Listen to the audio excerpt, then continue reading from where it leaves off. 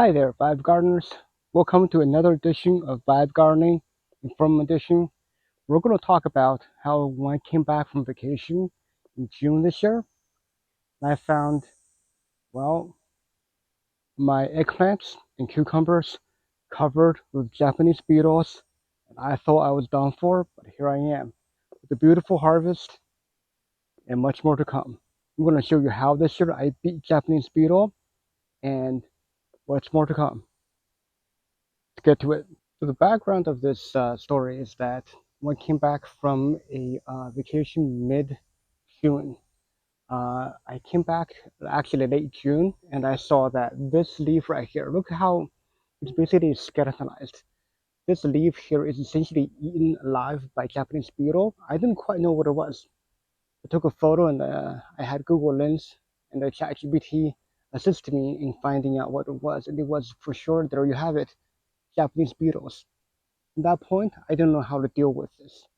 So I really kind of looked at, well, what to do in this case right now. So one of the things I did was I found on M.I. Gardner that he's talking about a situation where the first year gardener might be getting a break from pests. They haven't found the crop yet. But the thing here is, this is my first time planting eggplants. I've actually not seen um, Japanese beetles last year because I realized that it was actually attracted to plants I did not grow the plants I was growing last year. It was actually all the new crops in this bed here. I have the eggplants and cucumbers, and I also had well, now the marigolds. These are the three things that the Japanese beetle is really attracted to, and that's why they started showing up this year. So as you can see, my first time seeing this, and I got freaked out because skeletonization is the number one thing these things go for. So it might be year one, but I got a feeling it's going to get worse next year. But as you can see from my previous harvest videos, that um, well, I got a good harvest, and that's because I'm pretty sure this year I won against Japanese beetles. I don't know if it's going to get worse next year, but let me show you some of the ways I've combated the Japanese beetles this year. So behind me here, you see this is the Japanese beetles' favorite food here. One of the few favorites. It's their marigold. They apparently like marigold a lot, and so much for the pest deterrent reputation they have, right? So I found them to really cluster around marigolds, along with eggplant and cucumbers. So the thing that I really use to my advantage is I use this cup here. We're already past Japanese beetle seasons. I can't quite demonstrate how I really do things. So I'm going to really do a close-up and do some actions to show you how I use this. This is the first method I came up with. So I put some dish detergent in here as sort of a soapy method here. And so according to the internet, the soap really kind of makes them drown faster. So this is really the idea of making them drown. So I got water about this much, about 2/3 or higher of water.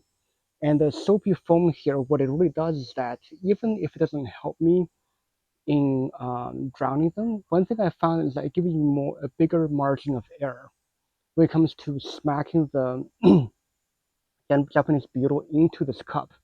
If it kind of hits the top of the water, if I'm not very accurate, it has a chance of flying out. With this foamy layer here, what it does is it gives me a margin of error. So when the insect hits it, it kind of gets enveloped by it. And so it kind of sinks down. So let me show you some of the techniques I use on the actual marigolds here without the actual, beetles, because they're pretty much all out of season by now. So as you can see here, you have a typical marigold. And generally speaking, this Japanese beetle, they like to collect nectars right around the base of it. And a lot of times they will actually end up eating some of the petals, from what I can tell. Or maybe that's just a visual effect I have. So what I end up doing is I would end up getting my soapy cup here. I would gently put it under there so they will catch whatever falling Japanese beetle I have and just go whack. And generally what happens with the Japanese beetle is that if they see a threat coming, what they will do is they will start loosening the grip on whatever they're hanging onto. And that's their defense mechanism. It's really the kind of the tuck roll mechanism that they use, where if they see a predator coming or threat, they basically let go so they can easily roll off whatever they're on. So that way they make themselves harder to catch by the predator.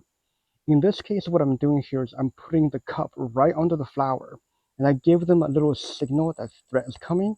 When the threat is coming, they start loosening their hold, already making it easier for them to drop into the cup.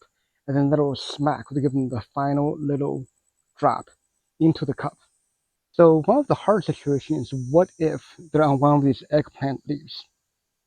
And so this is where it gets really tricky, because especially the leaf is angled up like this makes it extremely hard. What I try to do is I will try to put the cup right under here and then do motions. But a lot of times they would end up dropping and dropping down. So you will fail. And then here with this one, it's a little bit easier in that you can, once you start manipulating the leaves, they'll loosen their hold on the leaf. And once you flip it over, you can try to just dump it into the cup. This is still a very hard strategy. So leaves are one of the hardest places you can get them off of, especially when it's flipped up like this. What you can do is you can try to, before they do anything, get the cup here, and then just do that, and try to get them to drop into it. But still, this is one of the things that you're not going to be expecting 100% accuracy every time. You're going to be missing quite a few. So on average, I was able to catch about 30 to 40 of these a day on a good day. So another question you might ask yourself is, what is the best time to try to get these? Generally speaking, these little buggers will try to come out around mid to late morning and early afternoon. For me, for some reason this year, they tend to come out around mid-afternoon. So that's about 2 to 3 o'clock in the afternoon. So this is a technique that's really useful for me who's working from home doing a computer job. And for me, what I do a lot of time is I need to actually get away from the computer for about 5 minutes every 1 or 2 hours. So that way I don't develop repetitive stress syndrome like carpal tunnel. And this is when I come out to basically achieving two goals, right? To be able to move myself a little bit so I don't end up getting repetitive stress syndrome, as well as being able to come and collect some of these carnages off my plants. And this is basically the first thing I did, and it did fairly well for a while until the population boom starts happening. With the life cycle of these Japanese beetle is that they basically come up and they feed, and then they mate, and then they try to reproduce from the dirt that's coming from. So I can guarantee you that I did not catch all the mating couples this season before they're able to lay their egg. So next season, I'm expecting a lot more Japanese beetle, but that's okay, because the next trick I'm going to show you is going to be absolutely fantastic and capture them before they become real problems. So this right here was my winning final factor in this war against Japanese beetles. This is a Spectracide Bag-a-Bug, and this is essentially a lure and trap all in one. So what happens here is that they have this module here that you can clip onto this plastic egg shape. It has a bag underneath. So what happened with this is that it's emitting the pheromones that basically attracts more Japanese beetles to come. It basically tells them there's a party going here. And then it also emits the flowery scent of their favorite flower. So this basically tells them the party is here. But that's how essentially these Japanese beetle know where to go. They can basically smell their basically their best friends hanging out, and they know if there's friends there, there must be food. So that's what I've done here. So essentially this trap here tells them that this is where the party is. And they'll come, and they're not exactly the smartest thing. They're going to bump on these plastic, which they can't really get a good grip on, and they're going to fall right on down into this bag. It's going to trap them. This bag here has a capacity for a couple thousand of these bugs to get in here. And once they get in there, they'll essentially just get trapped and starve to death. Sounds like a pretty terrible death, right? And eventually it's going to reach its capacity, which is about 4 inches from the bottom to the top. And when that happens, it starts stinking and become a deterrent for Japanese beetles, which go to the next phase of this tactic I'm using. So the next phase of this whole entire trick sounds something like straight out of a horror film. So what I've done here was I would take the felt bag that is essentially repelling the Japanese beetle from the trap. I would take it and tie it, and basically got vent holes all over the bag. And then I would take one of these U-shaped hangers here, and then I would just hang this a little bit away from my garden here, where the prime fruit is. And what it's going to do is this rotting smell is going to drive back all the other potential stragglers that are going to come and wanting to eat here. Now, it's not the foolproof way of doing things. So I still see Japanese beetle hanging around my plants, but it's significantly less because they're going to where the lure is, where the trap is, and then here it's emitting smell of death. And this really kind of tries to increase the incentive for them to go to the trap. And but the one thing you gotta realize is that not only does it stink for the bugs, it's gonna stink for you as well. So just be warned, there's gonna be a very strong smell of rot when you're doing this. So you better be prepared for it. Smell of basically, rotting insect. It's not pleasant at all. But honestly, it's not that bad, to me at least. And for saving my garden, I think it definitely came in helpful. Because as you can see here, by this point, I already harvested 30 eggplants. And there's still at least another 4 to 5 left to go. So it's been an extremely successful year. I'm averaging about 6 eggplant for each one of my plants, and probably more for some of the better ones. So this is how I was able to save them. So in this episode, I already showed you the life cycle of Japanese beetle in Zone 6A, Southeast Michigan.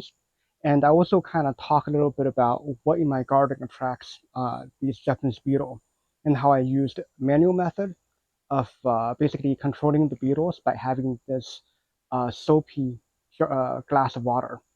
Though it is very labor intensive, you have to be basically coming out multiple times a day, probably at least 3 times a day, and spending a good 5 minutes just smacking these Japanese beetle into the glass. And you're only going to be getting about 30 to 40 a day if you're lucky. And but then also when it gets really bad, you can't combat it with manual methods. I would highly recommend using the Spectracide Japanese beetle trap, the Bag-A-Bug. I'm not sponsored by them in any way, but this is one thing that for sure saved my garden this year. It basically bagged at least 6,000 Japanese beetles and even have refills for them. So that's what worked for me. But next year, I guarantee you, it's probably going to get worse because most likely they laid eggs in the soil and more is going to come up. And this is going to create a situation where I'm going to have to see if I can really leverage all that technique and really be able to survive another year of Japanese beetle attack. So, and another key important thing is follow the instructions. Make sure the bag is hanging high enough so that possum, raccoons, and other animals don't go and interfere with your trapping mechanism. And when you're hanging that basically body bag, when they're all dead in there, make sure you're hanging that high enough. Again, you're not attracting all those animals that might come and steal some of the corpse, basically interrupting and disrupting your whole entire operation. And once you have that set up, you're going to have to resolve a very effective elimination mechanism for Japanese beetles. So this is what I've done. We'll see what happens next year. But I think this year, with over 30 eggplants harvested and another 5 to come, at least, I'm pretty sure I've basically won this battle this year. So until next season, keep going out there and survey if you got anything left, because if you don't take proactive measures, they will take over. So keep gardening and vibing.